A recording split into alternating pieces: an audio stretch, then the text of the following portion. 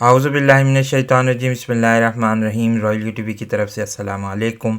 Royal UTV एक दफ़ा फिर आपकी खिदमत में हाज़िर है। आज की वीडियो में हम मशरक़ी बहरा रूम में जो तनाज़ा जन्म ले रहा है, जो तुर्की और यूनान की एक छोटी सी जंग जारी है, उस पर बात करेंगे। साथ ही साथ हम इसका तारीख़ी पस मंज़र भी बयान करेंगे। इसके अलावा हज़रत इमाम मेहदी अलैहिस्सलाम की सीरत और उनका हुलिया आज की वीडियो में बयान किया जाएगा। और थोड़ी सी बात करेंगे हम जो कुर्ब क़यामत की अहादीस हैं इस्कंदरिया के हवालों से, उस पर थोड़ा सा एक तबसरा पेश किया जाएगा। आप लोगों से गुजारिश है कि हमारे चैनल को सब्सक्राइब करने के साथ साथ बेल आइकन को भी हिट करें ताकि आप लोगों को हमारी वीडियोस के मुतालिक नोटिफिकेशंस मिल सकें।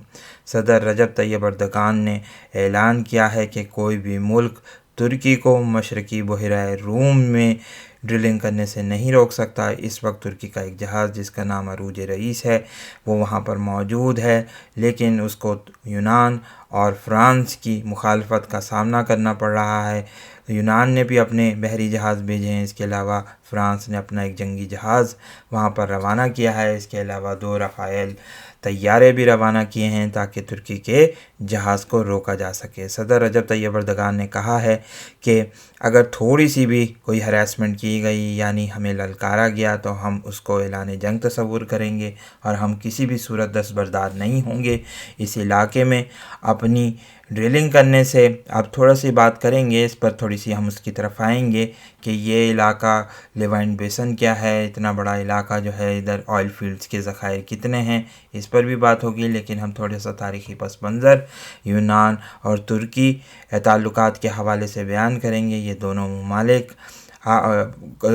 ज़माना क़ब्लस तारीख़ से जो है वो लड़ाई में मसरूफ़ नज़र आते हैं। अज़मनाए क़दीम में भी आपको ये ममालिक जो हैं एक इनके दरमियान रिफ्ट चलती हुई नज़र आएगी। इस ज़माने में तुर्की अपनी इस हैसियत पे मौजूद नहीं था जो कि मौजूदा हालात में है।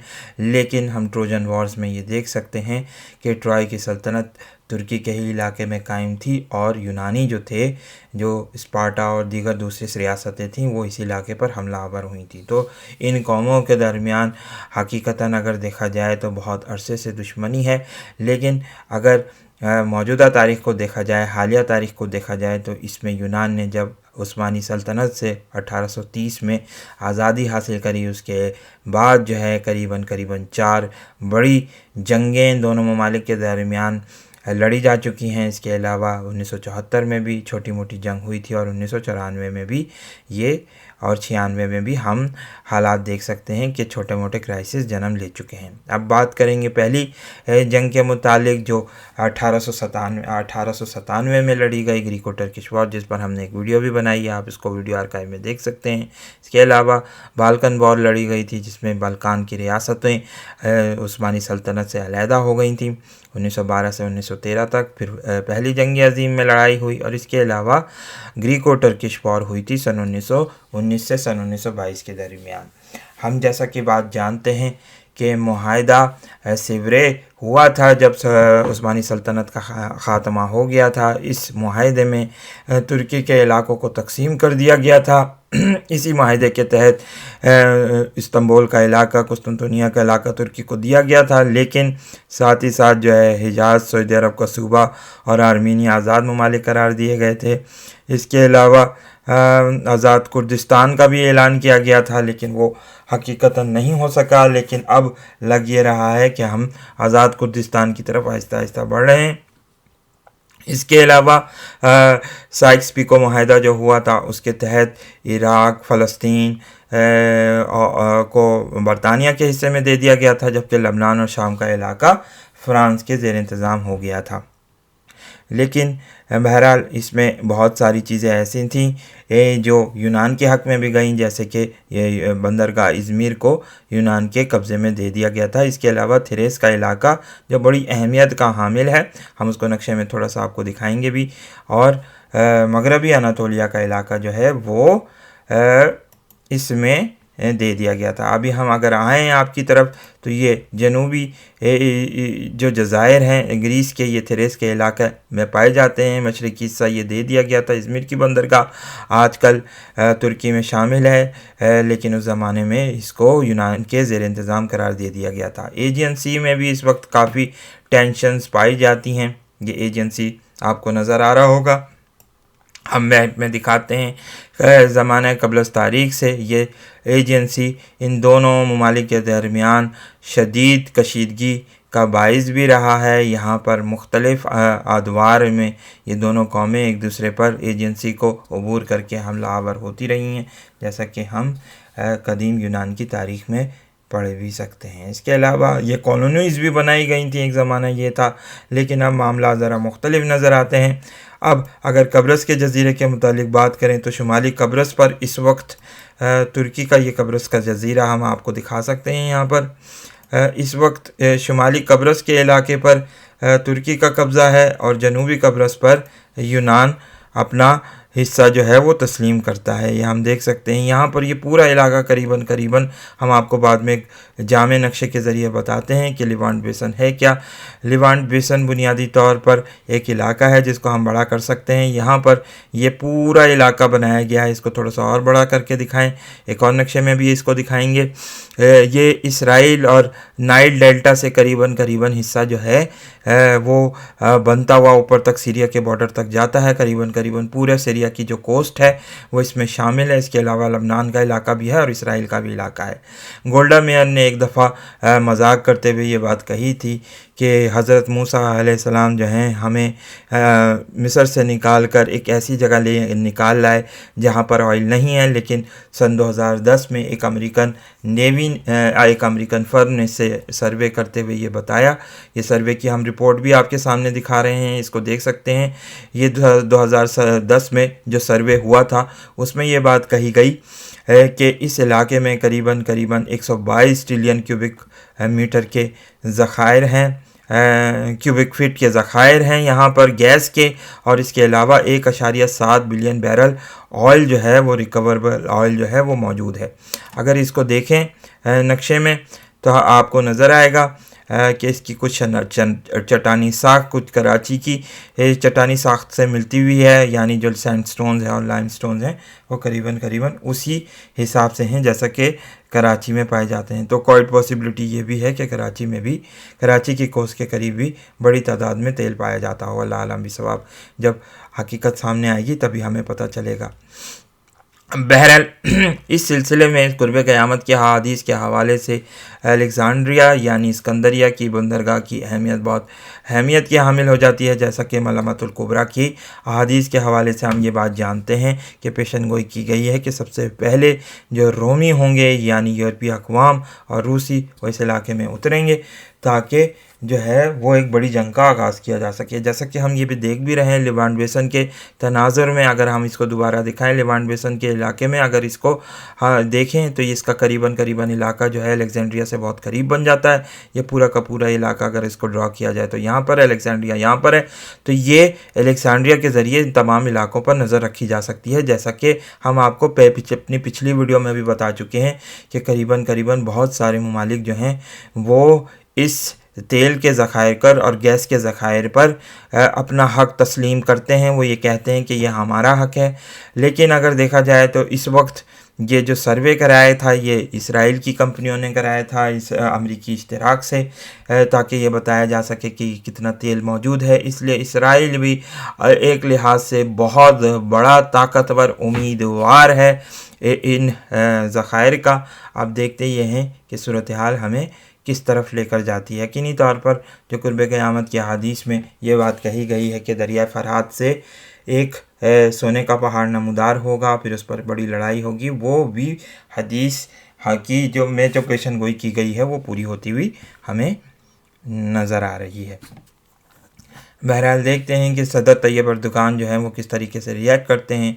उन्होंने इसको अलवतनुल अर्ज़क करार दिया है, यानी इसके मतलब ये हैं कि ब्लू कंट्री यानी हमारा जो ब्लू वतन है उस पर हम, नीला वतन है, इस पर हम किसी भी तौर पर समझौता नहीं करेंगे। तो तुर्की अपना हक समझता है कि वो इस इलाके में ड्रिल कर सके, लेकिन लग ये रहा है कि फ्रांस और यूनान जो हैं उसको रोक रहे हैं और कोई भी छोटी सी गलती जो है बड़ी जंग का सबब बन सकती है। अब थोड़ी सी बात करेंगे हज़रत इमाम मेहदी अलैहिस्सलाम के हुलिये के मुतालिक। जैसा कि हमने अपनी पिछले कमेंट सेक्शन में वादा किया था कि हम इस पर एक ज़रूर वीडियो बनाएंगे। हज़रत इमाम मेहदी अलैहिस्सलाम के हुलिये के मुतालिक मुख्तलिफ़ अहादीस बयान होती हैं। इसके अलावा आपके नाम का ज़िक्र भी होता है।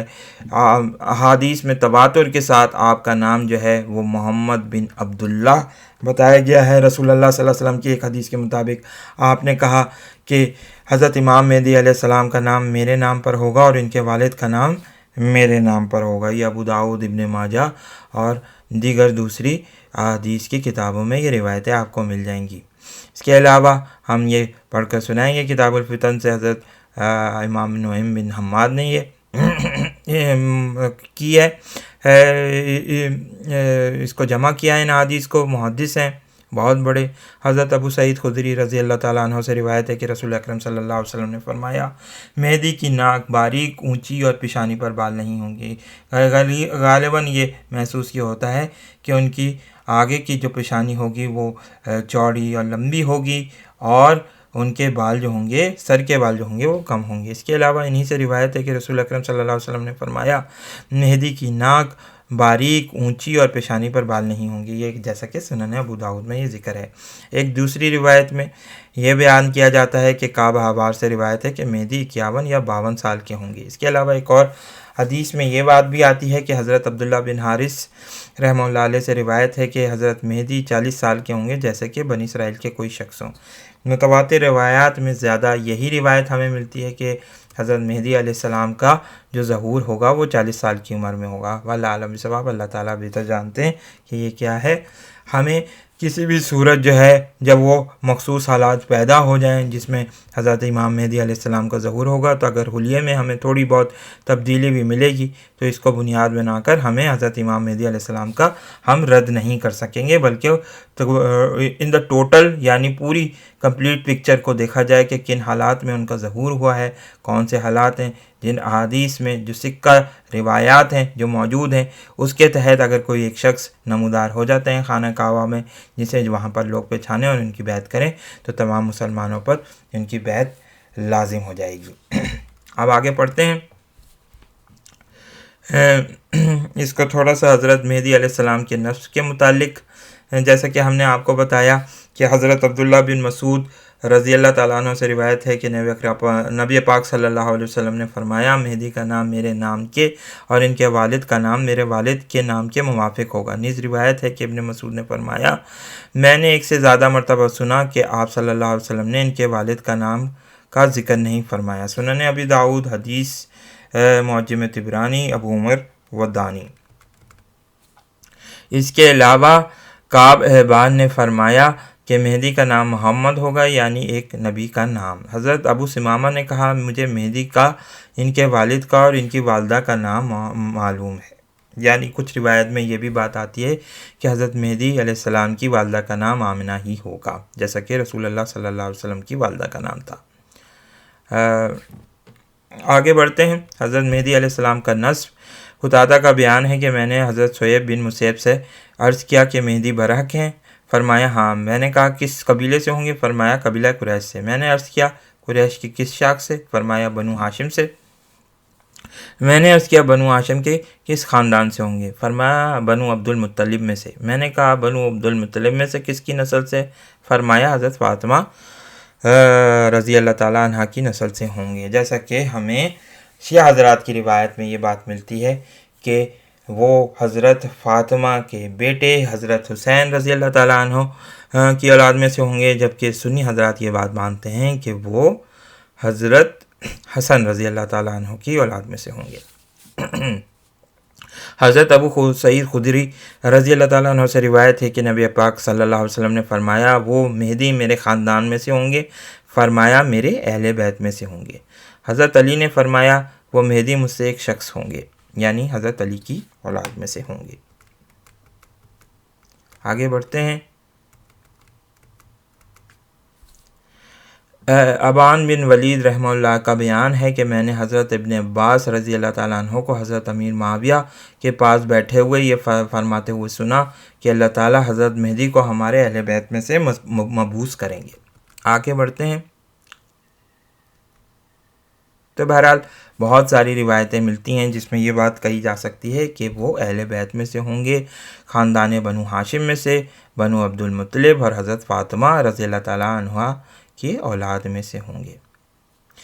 ایک اور حدیث میں یہ بات کی گئی ہے کہ حضرت عبداللہ بن عمر نے فرمایا مہدی وہ ہوں گے جن پر حضرت عیسیٰ علیہ السلام اتریں گے اور جن کے پیچھے نماز پڑھیں گے، جیسا کہ ہمیں بخاری اور مسلم کی روایت میں بھی یہ بات ملتی ہے کہ حضرت عیسیٰ علیہ السلام کا نزول ہوگا اور پھر وہ مسلمانوں کے امیر کے پیچھے نماز پڑھیں گے۔ یہاں انڈائریکٹ اشارہ ہے، تو اس سے بات ثابت بھی ہوتی ہے کہ بخاری اور مسلم میں بھی حضرت امام مہدی علیہ السلام کے حوالے سے یہ روایت موجود ہے۔ بہرحال اس ویڈیو کو یہیں کنکلوڈ کرتے ہیں۔ اس ویڈیو کو لائک کیجئے، شیئر کیجئے، دوستوں کے ساتھ ڈسکس کیجئے۔ بہت بہت شکریہ۔ السلام علیکم اور اللہ حافظ۔